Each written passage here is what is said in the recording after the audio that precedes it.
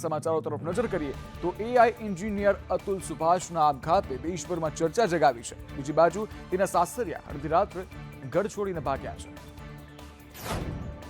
બેંગ્લોરમાં કામ કરતા એઆઈ એન્જિનિયર અતુલ સુભાષે પત્ની અને સાસરિયાના માનસિક કાયદાકીય ત્રાસ અને આર્થિક શોષણથી કંટાળી આપઘાત કરી લીધો।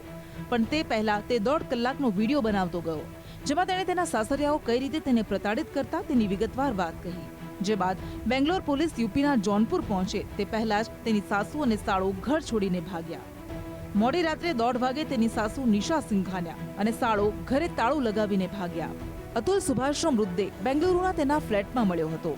આ મામલે તેની પત્ની, સાસુ, સાળા, કાકા, સસરા સહિત 4 લોકો સામે એફઆઈઆર નોંધવામાં આવી છે। બંને ભાગી રહ્યા છે તેનો વિડીયો સામે આવ્યો છે, જેમાં સાસુ મીડિયા સામે હાથ જોડી રહી છે। જ્યારે તેમને પૂછવામાં આવ્યું કે ક્યાં જઈ રહ્યા છો તો તેમણે જવાબ ન આપ્યો। અતુલ સુભાષના સાસરિયા જોનપુરના પોશ વિસ્તાર રૂહટ્ટામાં 3 માળની બિલ્ડિંગમાં રહે છે।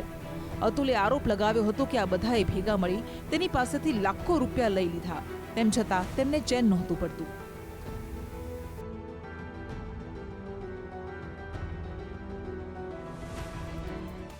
એક દેશ એક ચૂંટણી લાગુ કરાવવાના બિલને કેન્દ્રીય કેબિનેટે મંજૂરી આપી દીધી છે।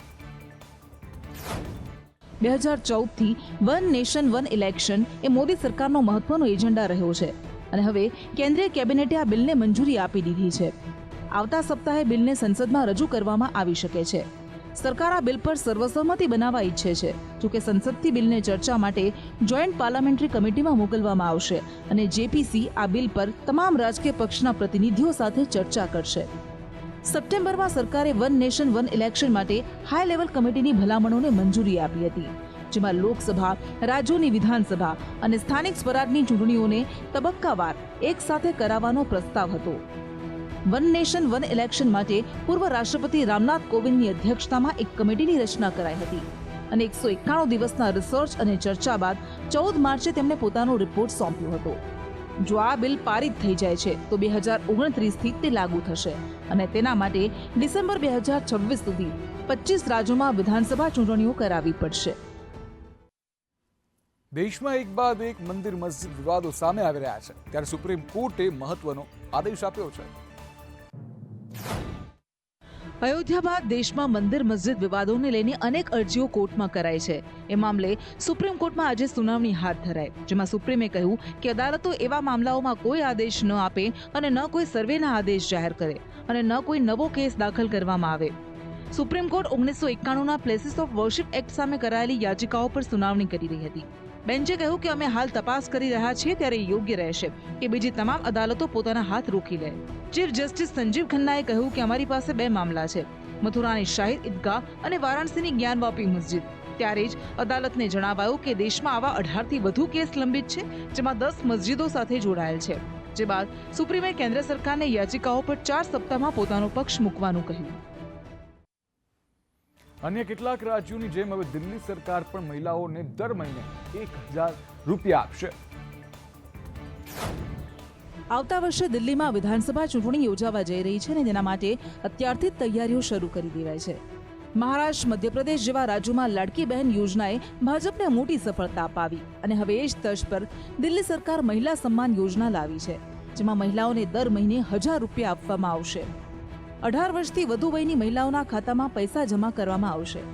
દિલ્હીના પૂર્વ મુખ્યમંત્રી અને આમ આદમી પાર્ટીના નેશનલ કન્વીનર અરવિંદ કેજરીવાલે આજે આ સ્કીમની જાહેરાત કરતા કહ્યું કે ચૂંટણી બાદ મહિલાઓને દર મહિને મળતી રકમને વધારી 2100 કરી દેવાશે। આ ઉપરાંત રિક્ષા ચાલકની દીકરીને લગ્ન માટે 1 લાખ રૂપિયા, ઓટો ચાલકના બાળકોના કોચિંગ માટે પૈસા સહિતની સુવિધાઓ આપવામાં આવશે। મહિલા મતદાતાઓને આકર્ષવા માટે એ ભારતીય જનતા પાર્ટીની સરકારો હોય કે પછી ઝારખંડની હેમંત સોરેન સરકાર, આ તમામે મહિલાઓના ખાતામાં રકમ જમા કરી છે અને હવે કેજરીવાલે પણ આ નિર્ણય લીધો છે। મેટ્રો સિટી અમદાવાદમાં સપનાનું ઘર હવે રહીશો માટે સમસ્યાનું ઘર બની ગયું છે। ઘરનું ઘર એક સામાન્ય માણસ માટે સપનું હોય છે, પણ અમદાવાદમાં તંત્રની બેદરકારીથી સેંકડો લોકોનું ઘરનું સપનું રોળાયું। કરોડોના ખર્ચે બનેલ આવાસના ઘર ખંડેર હાલતમાં છે, કારણ કે તે બનાવી તો દેવાયા પણ ફાળવાયા નહીં। સરકારી આવાસ યોજના હેઠળ ફોર્મ પણ ભરાઈ ચૂક્યા અને ઘરો પણ બની ગયા, પરંતુ સરકાર દ્વારા બનાવવામાં આવેલા આ ઘરો અત્યારે હાલ ખંડેર હાલતમાં જોવા મળી રહ્યા છે. કરોડોના ખર્ચે બનેલા આ મોંઘાદાટ ઘરો હવે ત્યાં રહેવા માટે પણ કોઈને આપવામાં નથી આવ્યા. અમદાવાદના અલગ અલગ સ્થળ સરખેજ આવાસ યોજના હોય કે ઓઢવ આવાસ યોજના હોય કે પછી સિંધુ ભવન થલતેજ પાસે આવેલી આ આવાસ યોજનાના દ્રશ્ય હાલ ટીવી સ્ક્રીન પર જોવા મળી રહ્યા છે. અદ્યતન ટેકનોલોજીનો ઉપયોગ છે તે કરવામાં આવ્યો હતો અને ફાયર સેફટીથી લઈને ગેસ લાઇનની તમામ જે સુવિધાઓ આપવામાં તો આવી છે, કરોડોના ખર્ચ પણ કરવામાં આવ્યા છે, પરંતુ લોકોને આ ઘરની ફાળવણી આજ દિન સુધી કરવામાં નથી આવી. રાજકોટમાં અસલી કચેરીમાં નકલીનો ખેલ ચાલતો હતો અને કૌભાંડમાં એકની ધરપકડ પણ કરાઈ છે.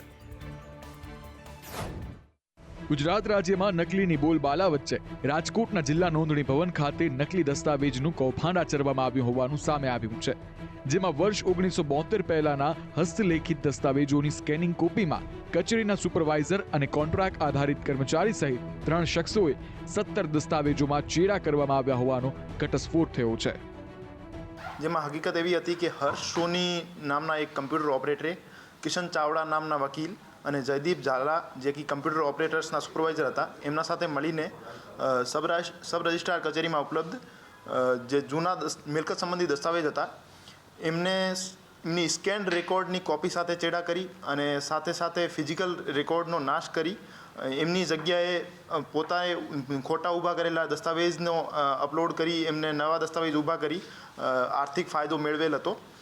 અને હાલ સુધી જયદીપ ઝાલા નામના જે કમ્પ્યુટર ઓપરેટરના સુપરવાઇઝર હતા એમની અટકાયત કરવામાં આવી છે અને હર્ષ સોની અને કિશન ચાવડાને ધરપકડ કરવા માટે પોલીસે તજવીજ કરી છે. આગળ વાત કરવી છે માસૂમોના જીવના સોદાગરની, એટલે કે ખ્યાતિકાંડના મુખ્ય આરોપી કાર્તિક પટેલની, કે જેને લઈને વધુ એક મોટો ખુલાસો થયો છે. ખ્યાતિ હોસ્પિટલ કાંડમાં રોજ નવા ખુલાસા થઈ રહ્યા છે, ત્યારે હવે કાર્તિક પટેલ હોસ્પિટલમાં 50.58% ભાગીદાર હોવાનું સામે આવ્યું છે. ક્રાઇમ બ્રાન્ચના એફિડેવિટમાં કાર્તિક પટેલના રોલનો ચોંકાવનારો ખુલાસો થયો છે. તે ચેરમેન ડાયરેક્ટરની મિટિંગમાં ફ્રી કેમ્પ યોજવા માર્કેટિંગ ટીમને ફોર્સ કરતો હતો. વળી ખ્યાતિ હોસ્પિટલના ચેરમેન અને ડાયરેક્ટરના નાણાકીય વ્યવહારને લઈને આર્થિક વ્યવહારમાં ગુનાહિત કાવતરાનો મુખ્ય સૂત્રધાર પણ કાર્તિક જ છે અને હોસ્પિટલમાં આર્થિક વ્યવહાર કાર્તિક પટેલની સૂચનાઓથી જ ચાલતા હતા. તમામને પ્રેશર આપીને નફો લાવવો તે કાર્તિકનો ઉદ્દેશ્ય હતો. હાલ તેની સામે નાણાકીય વ્યવહારના દસ્તાવેજ જપ્ત કરવાના હોવાથી જામીન ન આપી શકાય. તો કાર્તિક પટેલના એફિડેવિટમાં ખુલાસા બાદ સંદેશ ન્યૂઝે સંજય પટોડિયાને આ અંગે સવાલ કર્યા હતા. કાર્તિક પટેલ તમને પ્રેશર કરતો હતો? સંજયભાઈ તમને પૂછું છું, કાર્તિક પટેલ તમને પ્રેશર કરતો હતો? સંજયભાઈ તમને પૂછું છું. પરંતુ આપ જોઈ શકો છો, સંદેશ ન્યૂઝના સવાલો સામે સંજય પટોડિયાએ મૌન ધારણ કર્યું હતું. પહાડી રાજ્યોમાં હિમવર્ષાને કારણે ઉત્તર ભારતના રાજ્યોમાં પણ હવે કાતિલ ઠંડીનું મોજું ફરી વળ્યું છે.